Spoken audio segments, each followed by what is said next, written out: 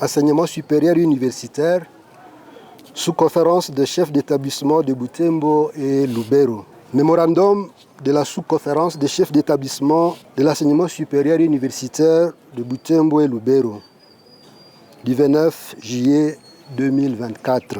Honorable maire de Butembo, la sous-conférence des chefs d'établissement de l'enseignement supérieur universitaire de Butembo et Lubero a décidé ce jour de se joindre à la peine de nos compatriotes qui ont été forcés par les sécurités de fuir leur milieu de vie naturel pour se retrouver dans cette ville de Butembo en situation de déplacés. Les membres de la communauté universitaire de Butembo, témoins de la misère sans nom et dans laquelle des familles entières, parfois nombreuses, sont contraintes de vivre, trouvent à ce moment une occasion propice d'exprimer leur compassion envers tous les déplacés de guerre vivant à Butembo et ailleurs. C'est ici l'occasion de rendre hommage à toutes les familles d'accueil qui se battent bec et ongle pour offrir aux déplacés asile et nourriture dans des conditions extrêmement difficiles. Nous soulignons ici cette situation de guerre de nos droits. Cette situation n'a que trop duré dans cette partie de la RDC depuis la guerre de 1994 qui avait conduit à la chute du régime de Mobutu. L'Est du pays n'a pratiquement jamais connu de répit. En 1998, la guerre a repris de plus belle, avec un degré de violence indescriptible.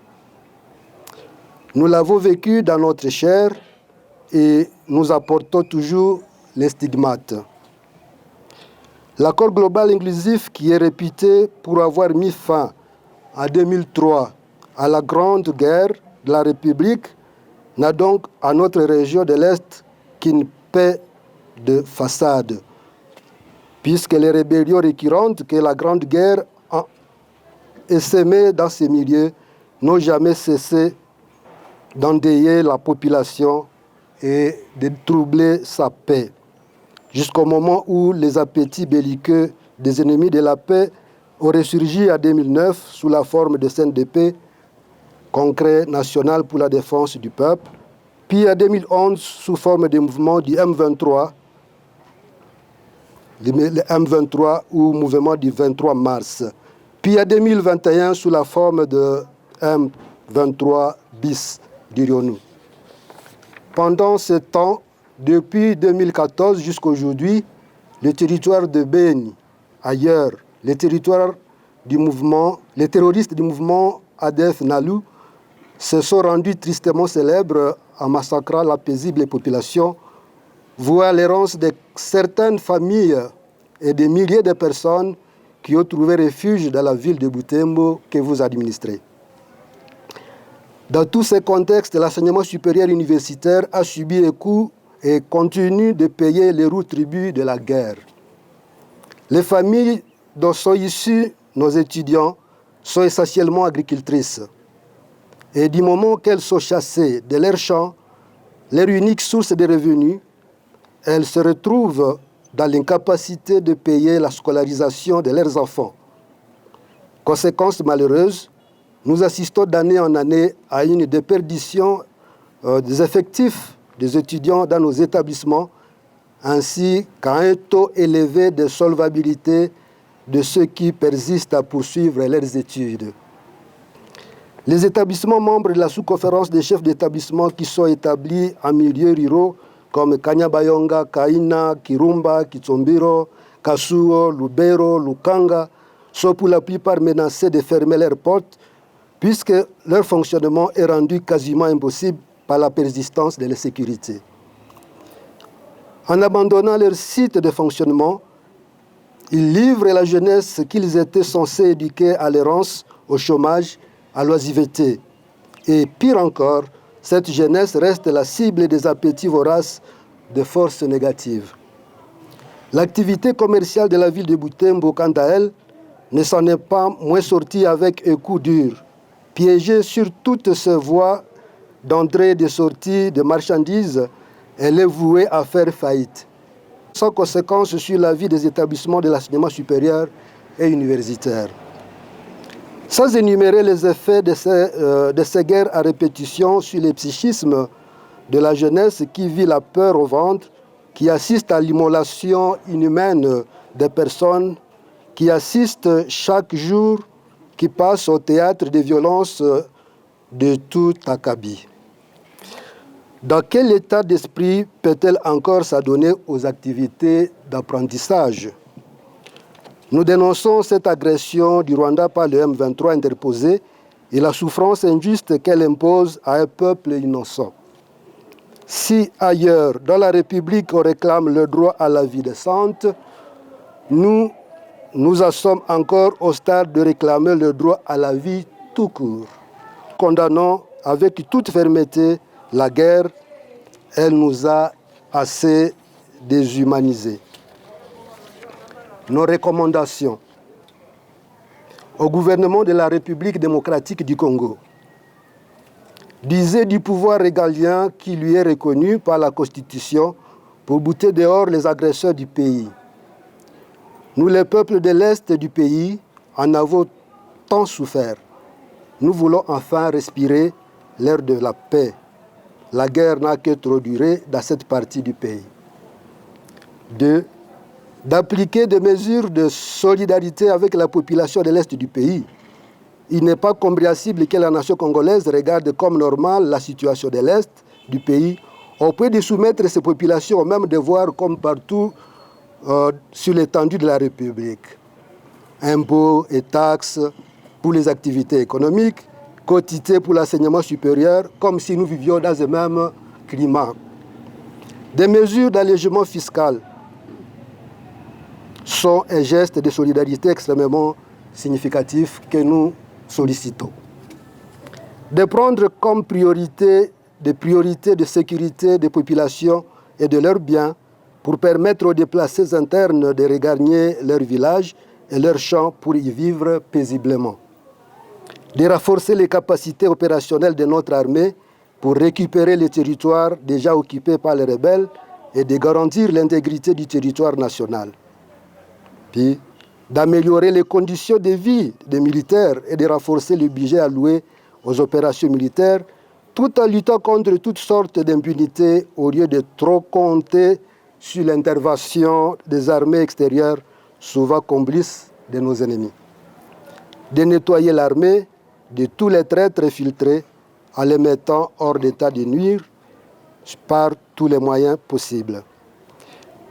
Accélérer le projet d'ouverture des centres de formation militaire dans les environs à l'intention de jeunes désireux de s'engager dans la défense de la patrie sous les couleurs nationales. De tenir au peuple un discours clair et cohérent, pouvant rassurer ceux qui veulent s'engager dans le service militaire. À la communauté nationale, nous sollicitons la solidarité de la communauté nationale. Les populations vouées à l'errance par la guerre ont perdu leurs moyens de vie. La guerre les a réduites justement à la mendicité. La malnutrition est redevenue un fléau dans les milieux à forte concentration qui accueillent les déplacés de tous bords. Nous en appelons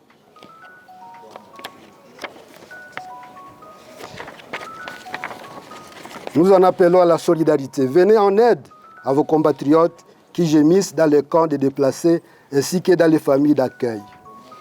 Aux pays voisins qui nous agressent, vos appétits belliqueux ont trop duré. Retirez vos mains de la République démocratique du Congo. Dans l'histoire du monde, aucune nation n'est restée puissante tout le temps et aucune n'est restée faible tout le temps. La haine que vous sémez aujourd'hui par vos agressions répétées dans le cœur des peuples de la RDC, vous risquez de la moissonner un jour. Il est imprudent de travailler à ce XXIe siècle à la reconfiguration des frontières des États. Le peuple congolais se défendra toujours et défendra toujours sa patrie. Vous avez intérêt à faire la paix et maintenant pour un futur meilleur de vos concitoyens. À la communauté internationale, nous dénonçons votre hypocrisie et votre politique de 2 poids et 2 mesures. Le peuple congolais a besoin de votre soutien, comme le stipule la Charte des Nations Unies. Vous avez trop longtemps laissé votre peuple à la merci des appétits belliqueux des pays voisins. Nous exigeons que vous appliquiez aux agresseurs de notre pays les mesures fortes que vous appliquez aux agresseurs d'autres pays ailleurs. Nous vous prions et vous remercions de faire parvenir ce message à votre hiérarchie concernée à différents niveaux. Pour la sous-conférence des chefs d'établissement de l'ESU Butembo, le président, le prof. Wilfried Kasereka Kibanda.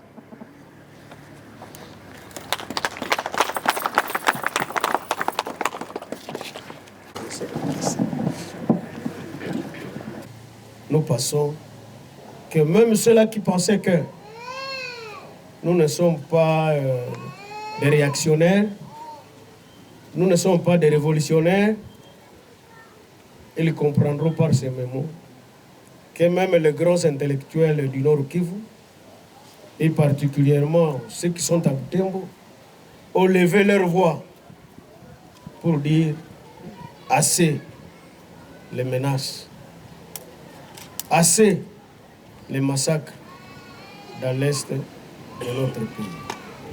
D'autres l'ont déjà fait avant.